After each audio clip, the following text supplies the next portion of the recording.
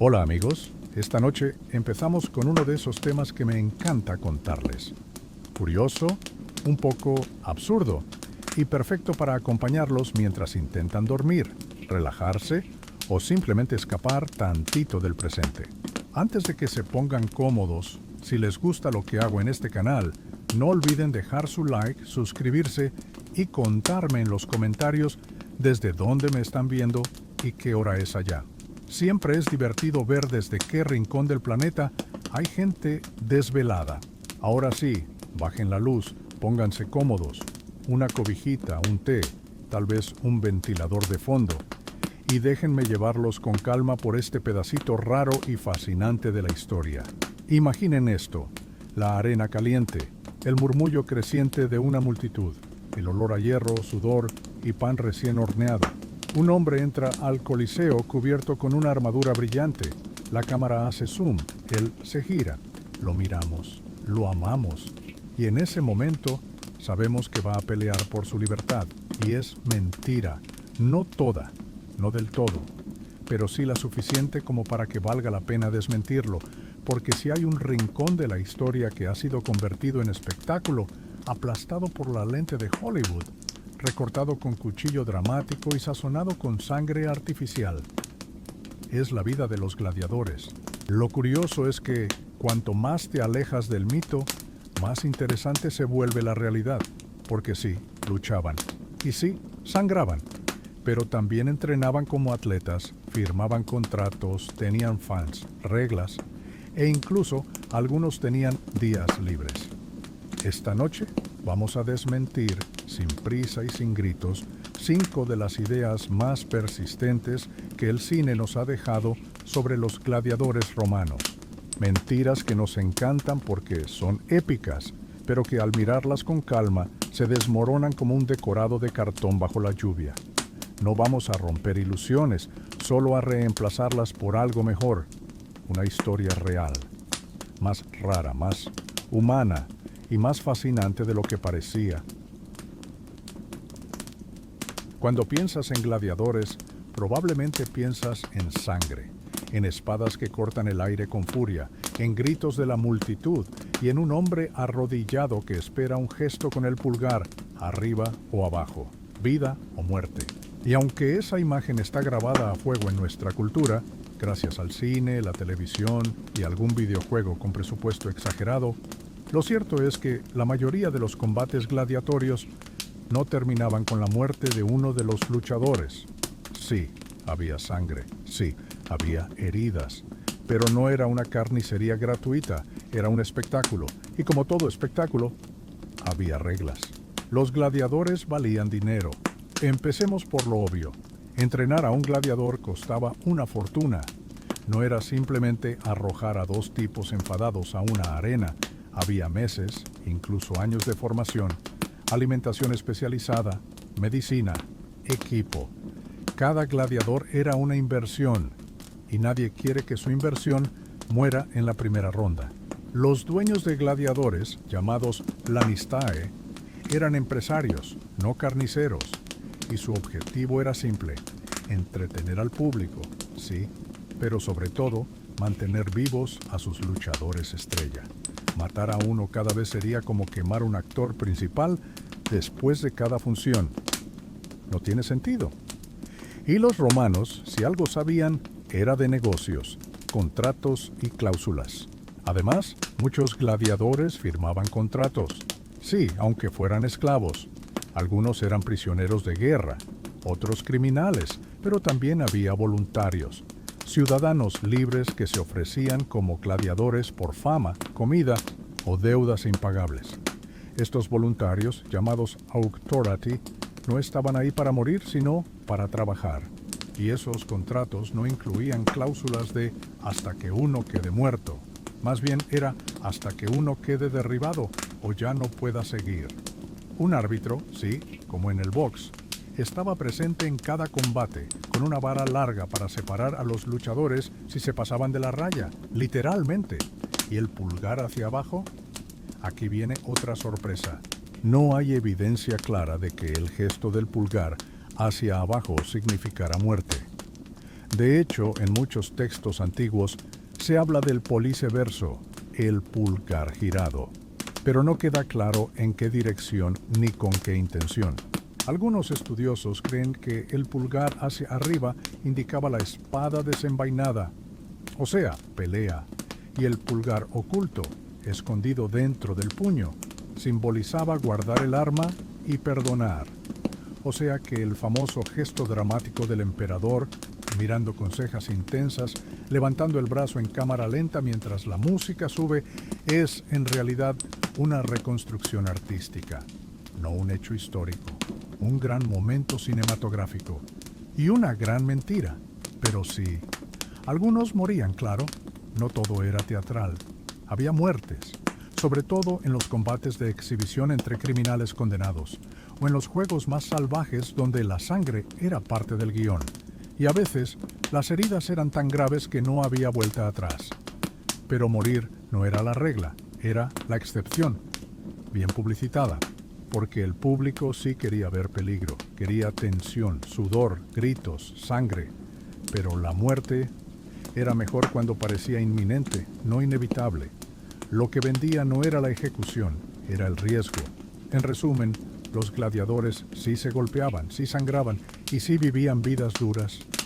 Pero eso de que cada pelea terminaba con un cuerpo en la arena y una multitud sedienta aplaudiendo, es más Hollywood que Roma. En realidad, eran atletas entrenados, con reglas, contratos, reputación y más de un combate en su currículum. Así que la próxima vez que veas a un gladiador caer de rodillas en una película, esperando al emperador, piensa que probablemente en la vida real se habría levantado, se habría vendado la pierna y habría peleado otra vez la semana siguiente. Porque en el fondo, lo que buscaban no era la muerte, sino durar lo suficiente para que el público pidiera verlos otra vez.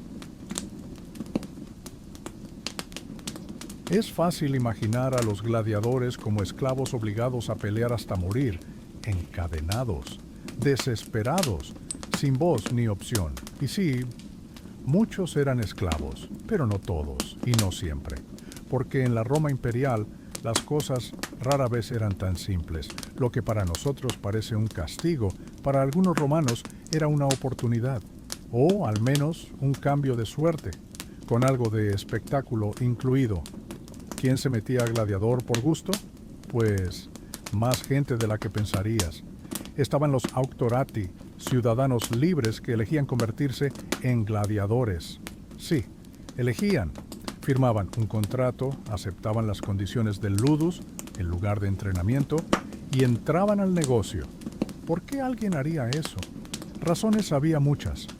Deudas, para saldar lo que no podían pagar de otra forma.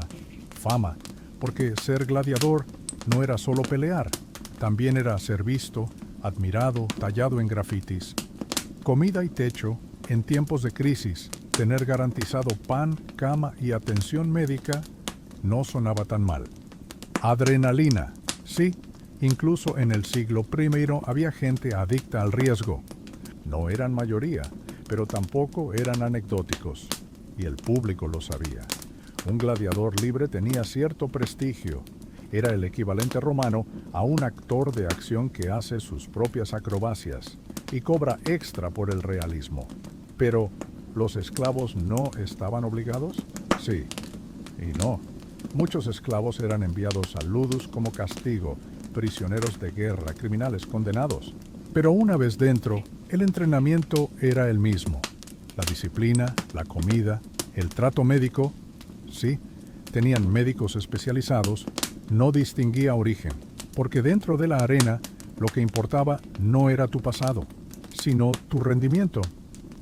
De hecho, los mejores gladiadores, los que sobrevivían, los que daban buen espectáculo, podían ganar premios, dinero e incluso su libertad.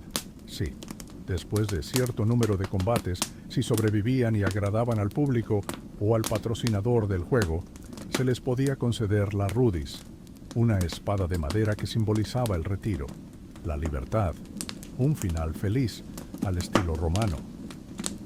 El marketing también ayudaba a los gladiadores, esclavos o no eran simples combatientes, eran marcas, Tenían nombres de guerra, Flama, Crixus, Priscus, y eran conocidos por su estilo de lucha, su tipo de armadura, incluso por su corte de cabello. Había quienes los seguían como hoy se sigue a un futbolista o a un cantante. Se escribían poemas, se rayaban nombres en paredes públicas. Algunas mujeres llevaban figuritas de sus favoritos. ¿Y tú crees que eso era solo para esclavos? No. Un hombre libre que se metía al ludus, si sabía pelear y agradar, podía tener una carrera, breve, sí, peligrosa también, pero carrera al fin. Entonces, ¿eran víctimas o celebridades? Ambas, y eso es lo más romano de todo, porque en la antigua Roma el espectáculo no era solo distracción, era una forma de controlar, de proyectar poder y de crear mitos vivientes. Y los gladiadores eran el ejemplo perfecto. Eran carne de circo, pero también símbolos de coraje, disciplina y espectáculo. Eran propiedad, pero también protagonistas. Y a veces, en esa mezcla imposible, vivían mejor que los pobres libres. Así que no todos eran esclavos. Y los que lo eran, a veces, no estaban tan mal. O al menos no lo suficiente como para no salir al centro del Coliseo con la barbilla en alto, la espada lista, y el público coreando su nombre. Porque incluso en una sociedad basada en la desigualdad, Roma entendía el poder de una buena entrada. Cuando uno imagina un combate de gladiadores, se lo imagina caótico, violento, incontrolable, espadas que chocan al azar, gritos de furia, movimientos torpes y brutales, como si dos bestias se soltaran en una jaula. Pero en realidad, muchos combates estaban cuidadosamente entrenados.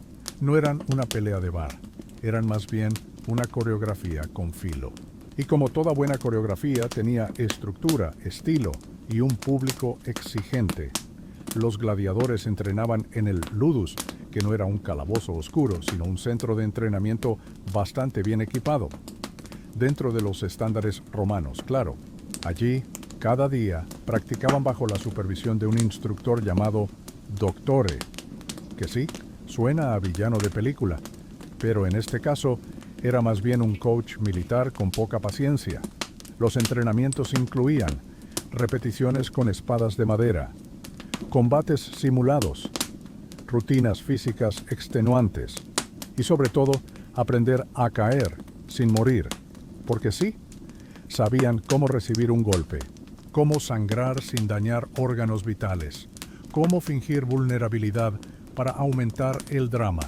Lo que en cine se resuelve con edición, en Roma se resolvía con práctica. Cuando llegaban al combate real, las armas eran de verdad, el filo también, pero eso no significaba que todo fuera a matar, al contrario, al light. La mayoría de los duelos seguía un guión básico, con estilos de lucha bien definidos, enfrentando pares que ofrecieran contraste. Un secutor con casco cerrado y escudo grande, contra un retiarius que llevaba solo una red, un tridente y mucha agilidad. Un murmillo, pesado y robusto, contra un traex, más ágil y de movimientos cortos. Estos enfrentamientos eran elegidos como en un videojuego, para que fueran atractivos de ver. David contra Goliat, versión romana, y aunque no estuvieran ensayados al pie de la letra, los gladiadores sabían cómo sostener el suspenso. No se lanzaban al cuello, medían tiempos, observaban, jugaban. El objetivo no era matar, era entretener. El espectáculo era parte del negocio. Piénsalo así. Si dos gladiadores se mataban en los primeros 30 segundos, el público, que había pagado su pan, su vino y su lugar al sol, quedaba decepcionado. Lo que se esperaba era un combate prolongado, con giros, tensión, momentos de riesgo y, si se podía, una buena remontada, como una buena película de acción. No se trata de que pase algo, sino de cómo se construye ese algo.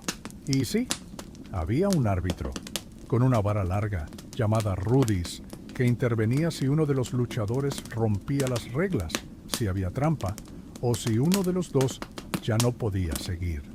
A veces, Incluso los dos luchadores terminaban vivos, porque el público había disfrutado tanto la pelea que pedía que se les perdonara. Y el editor, el organizador del espectáculo, obedecía no por piedad, sino por marketing. Ahora, un detalle curioso y muy poco cinematográfico. Algunos gladiadores, sobre todo los famosos, los caros, los que no convenía que murieran, llevaban protección oculta, relleno bajo la armadura, capas acolchadas, incluso inserciones de cuero grueso que disminuían el impacto.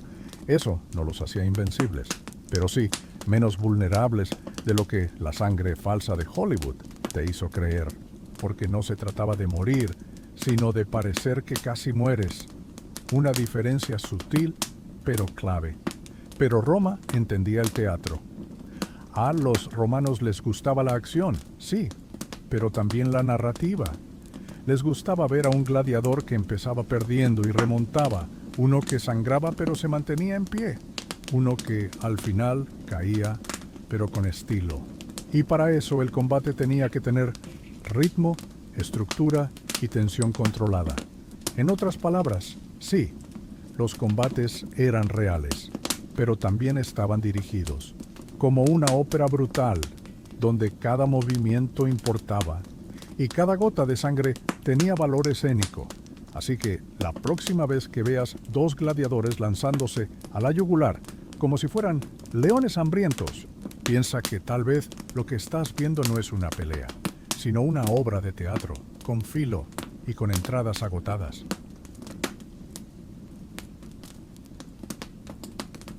Si has visto películas sobre gladiadores, seguro reconoces esta escena. El héroe ha vencido. El público lo ovaciona. El emperador se pone de pie y con un gesto magnánimo le concede la libertad. Todos lloran. Suena música épica, corte a negro, hermoso, icónico y casi completamente falso.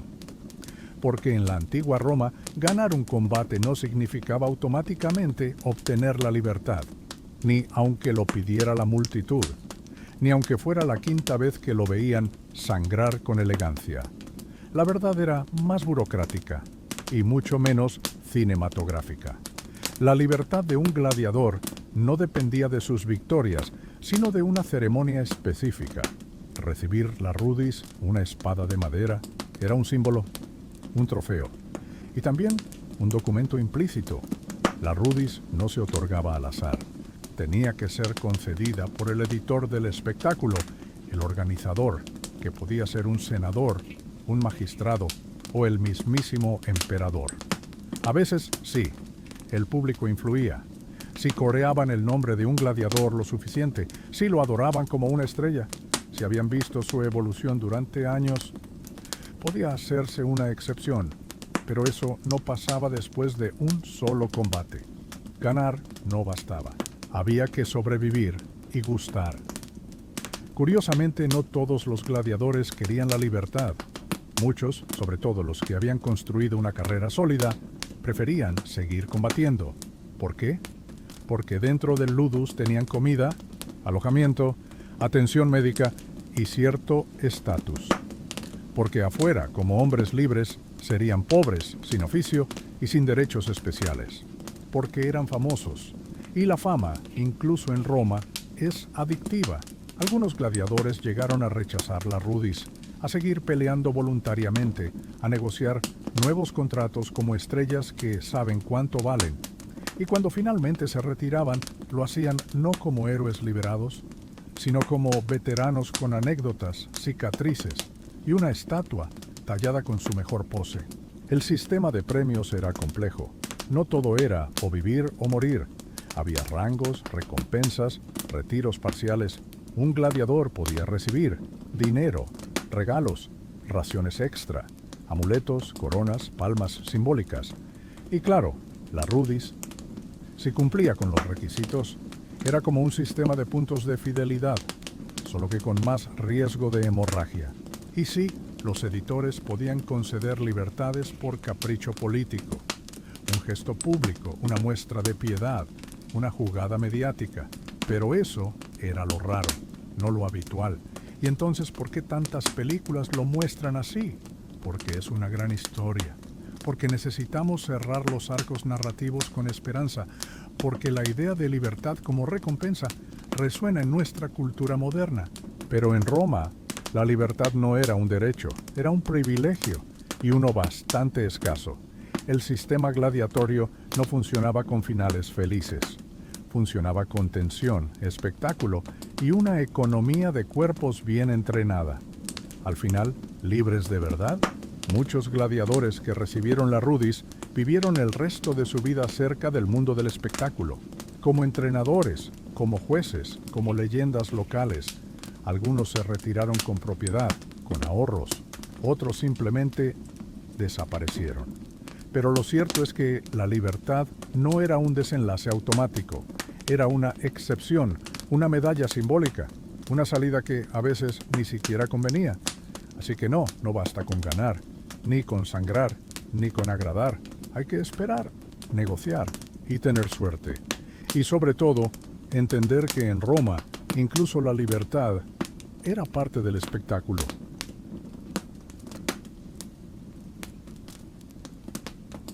Decir gladiador es pensar automáticamente en el Coliseo, ese monstruo de piedra blanca, gigante, imponente, lleno de gradas, túneles secretos, jaulas de tigres y gritos romanos en estéreo, pero como muchas cosas en la historia, la verdad es más rara que la postal, porque el Coliseo ni era el único lugar donde peleaban gladiadores, ni era tan colosal como nos lo pintan.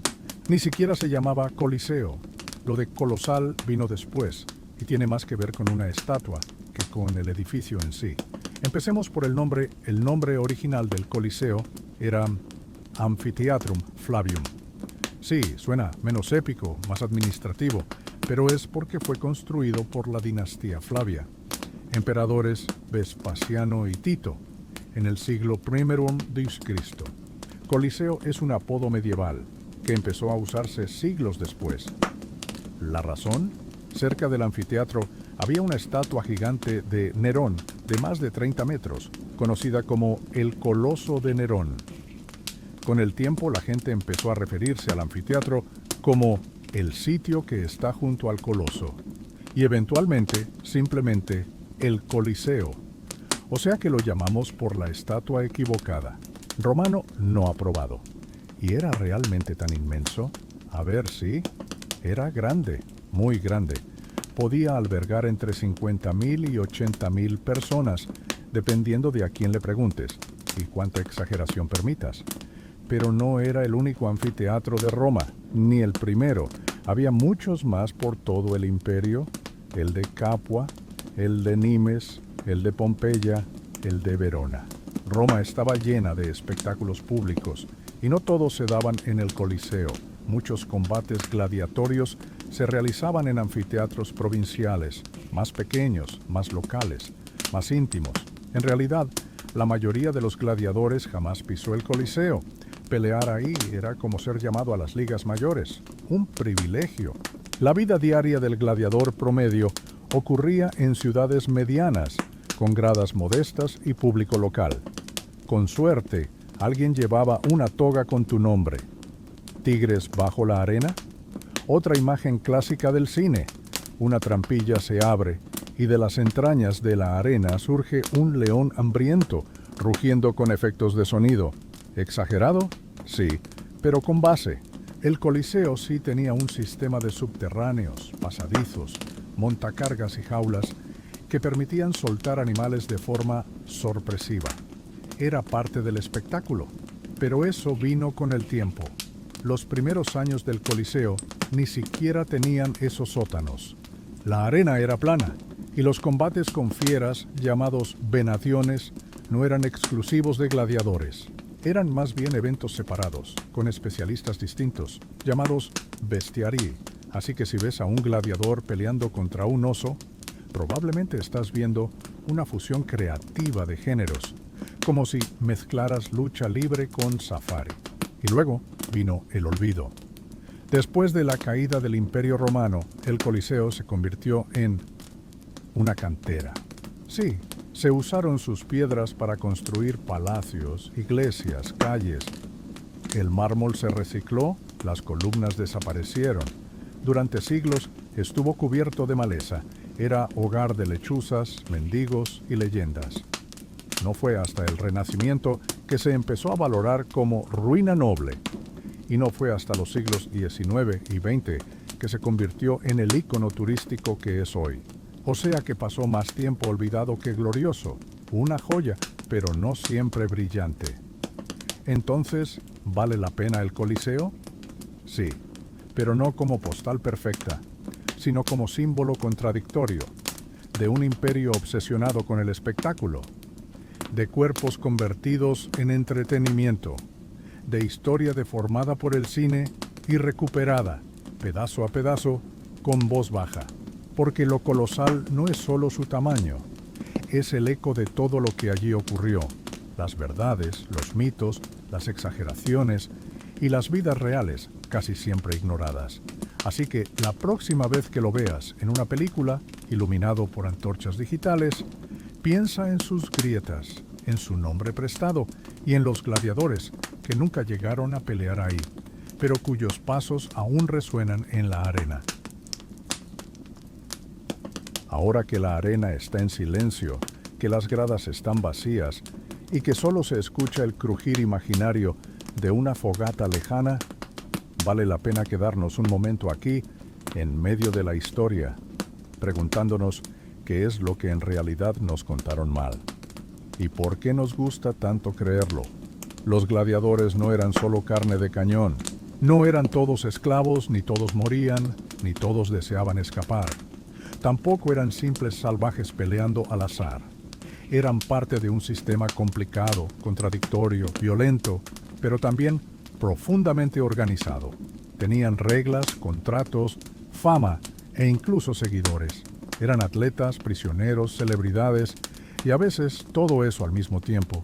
Y quizá por eso nos fascinan tanto, porque en ellos vemos algo incómodamente familiar, la mezcla entre espectáculo y sufrimiento, la línea borrosa entre trabajo y castigo, la obsesión por entretener a una multitud, aunque sea a costa del propio cuerpo.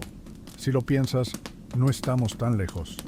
Solo cambiamos la arena por pantallas, las espadas por micrófonos y el pulgar por el algoritmo. Lo curioso es que al desmentir estos mitos, los gladiadores no se vuelven menos épicos.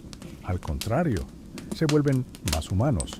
Y eso, en una época tan saturada de ficciones, es casi un acto revolucionario. Así que si alguna vez vuelves a ver una película de gladiadores con sangre digital salpicando en cámara lenta y emperadores lanzando pulgares dramáticos al viento, míralo todo, disfrútalo. Pero luego, ya con la luz apagada, recuerda que la historia real no necesita efectos especiales. Solo necesita que alguien la cuente con calma, en voz baja y con los ojos un poco entrecerrados. Gracias por acompañarme esta noche. Si te gustó este viaje tranquilo por las mentiras cinematográficas de la Roma antigua, ya sabes qué hacer. Deja tu like, suscríbete y dime en los comentarios cuál mito te sorprendió más o si te gustaría que hablemos algún día de las verdades que eran aún peores. Por ahora, que descanses, que sueñes algo bonito o absurdo y que si en tu sueño aparece un gladiador, sea el que llevaba almohadillas escondidas y salía vivo de la arena. Hasta la próxima.